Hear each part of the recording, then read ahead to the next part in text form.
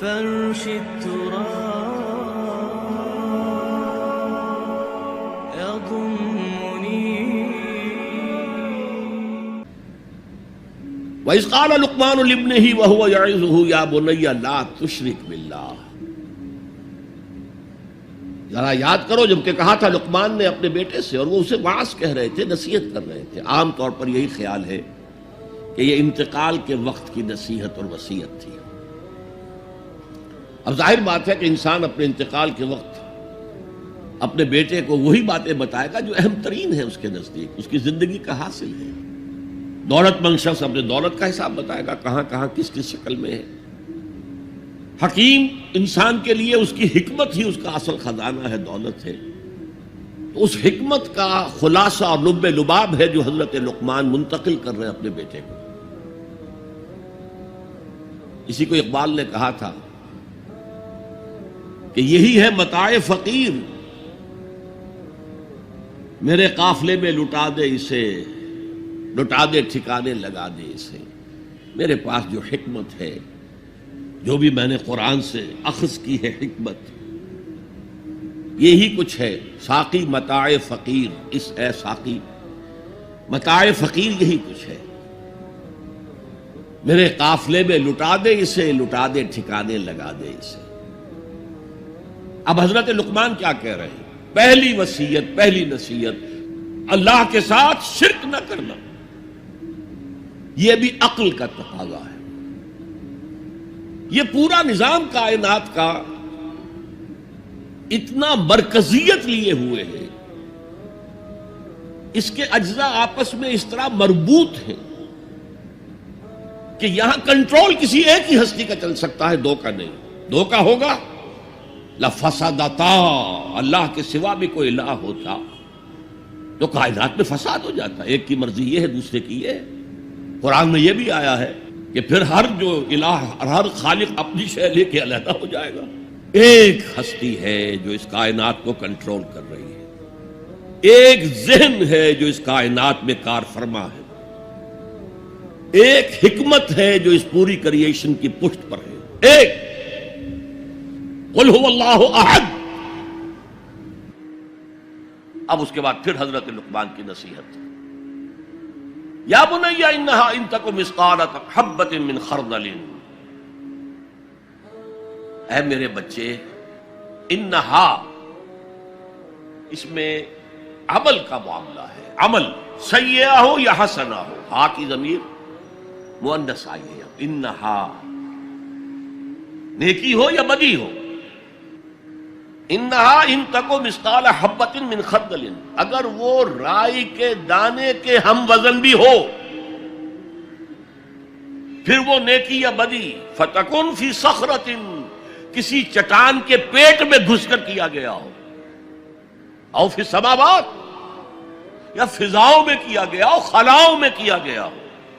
او فی الارض، یا زمین کے پیٹ میں کیا گیا ہو. یات بہ اللہ، اللہ اسے لے آئے گا. کائے کے لیے لے آئے گا؟ جزا و سزا کے لیے لے آئے گا. انسانی اعمال میرے بیٹے یہ جان لو ضائع ہونے والی چیزیں نہیں، ان کے بدلے نکلیں گے، ان کے نتائج نکلیں گے، ان کے بدلے مل کر رہیں گے. چھوٹی سی چھوٹی چیز بھی، رائی کے دانے کے ہم وزن بھی ہو. مثقال ثقل سے بنا ہے، ثقل کہتے ہیں بوجھ کو. تو اگر وہ رائی کے دانے کے ہم وزن بھی ہوگا تو کہیں نہیں چھپے گا. اسی لیے آیا تھا فَمَنْ يَعْمَلْ مِثْقَالَ ذَرَّةٍ خَيْرًا يَرَهُ وَمَنْ يَعْمَلْ مِثْقَالَ ذَرَّةٍ شَرًّا يَرَهُ. کسی نے اگر ذرے کے ہم وزن نیکی کی ہوگی وہ بھی اپنے سامنے پائے گا، اور ذرے کے ہم وزن کوئی بدی کی ہوگی وہ بھی سامنے پائے گا. ان اللہ لطیف خبیر، یقیناً اللہ تعالی لطیف ہے، باریک بین ہے، اور خبیر ہے، باخبر ہے، ہر شے سے باخبر ہے. لا یخفی علیہ شیء فی الارض ولا فی السماء، کوئی شے اس پر مخفی نہیں ہے، نہ زمین کی نہ آسمانوں کی. تیسری نصیحت، یا بنی اقم الصلاۃ وامر بالمعروف وانہی عن المنکر واصبر علی ما اصابک. اے میرے بچے، نماز قائم رکھ، اب نماز سے مراد کون سی نماز ہے؟ آپ اس سے اپنی نماز نہ سمجھیے. ہم سے پہلے بنی اسرائیل کے اندر کچھ اور نماز کی شکل تھی، ہمیں کچھ اور نماز کی شکل دی گئی ہے، ہمیں نماز کے اوقات اور دیے گئے، ان کے کچھ اور تھے. لیکن کیا شے مشترک ہے؟ اللہ کے ساتھ ایک لا لگانے کی شکل،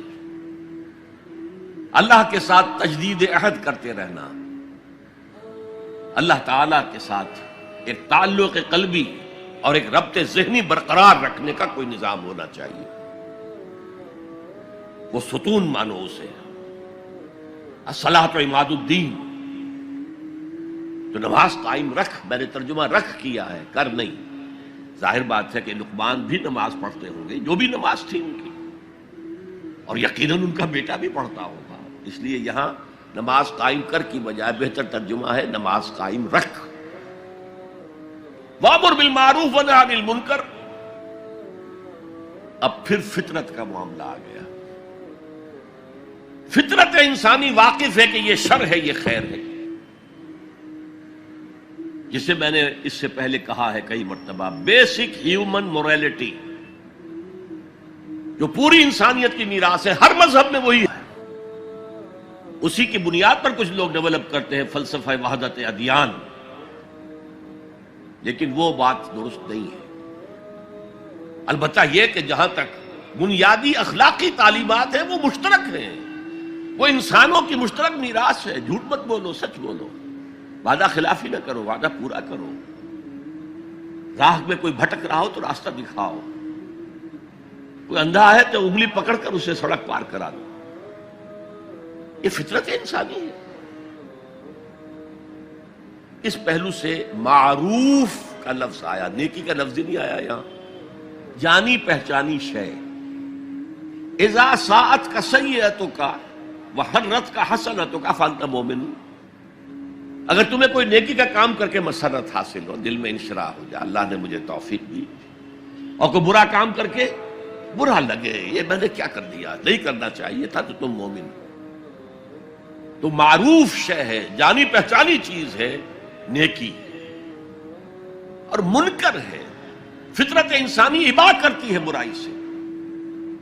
یہ علیحدہ بات ہے کہ انسان جو ہے اپنی فطرت کے خلاف چلتا ہے، اپنے مفادات کو دیکھتا ہے، دنیا پرستی میں غرق ہو گیا ہے کہ اندر سے اس کا ضمیر کانشنس اسے ملامت کرتا ہے، تم غلط کام کر. پھر آیا بر میں ہم دیکھ سکے وہ اپنے آپ کو سیٹسفائی کرنے کے لیے کہتا ہے میں فلاں فلاں نیکی کا کام بھی تو کر رہا ہوں، تو اتنا مضطرب کیوں ہے؟ تو یہ سارا معاملہ معروف منکر.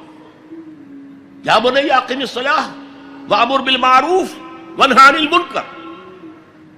اے میرے بچے نماز قائم رکھیو.